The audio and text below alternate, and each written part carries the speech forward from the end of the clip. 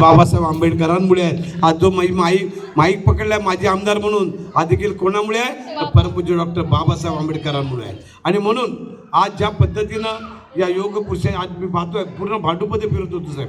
आज अतिशय जोशामध्ये सगळ्या मिरवणुका निघाल्या. फुले नगरपासून तुळशीपाडा, किंडीपाडा, टेपीपाडा, रामनगर, रावते कंपाऊंड सगळ्या ठिकाणी, आणि मुंबईमध्ये पण असेलच सगळ्या ठिकाणी. मुंबईमध्ये नव्हे, भांडूपमध्ये नव्हे, महाराष्ट्रात नव्हे, तर हिंदुस्थानामध्ये नव्हे, तर पुऱ्या जगभरामध्ये परमपूज्य डॉक्टर बाबासाहेब आंबेडकरांची जयंती मोठ्या उत्साहानं साजरी झालेली आहे. आणि म्हणून मी नेहमी दिलगिरी व्यक्त करत असतो. मला माहिती आहे की अर्धा तासासाठी मी थोडा लेट होतो. मी विनंती करतो आपल्याला, नक्कीच पुढच्या वेळेला सुरुवातच इथून करेन आणि शेवट कुठे दुसरीकडे करेन.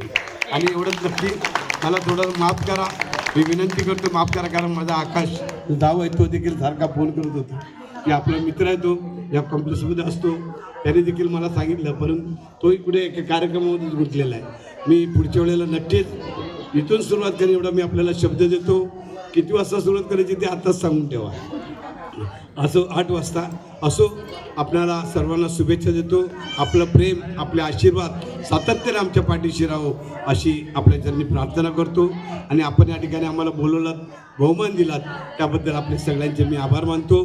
जय हिंद, जय महाराष्ट्र, जय भीम.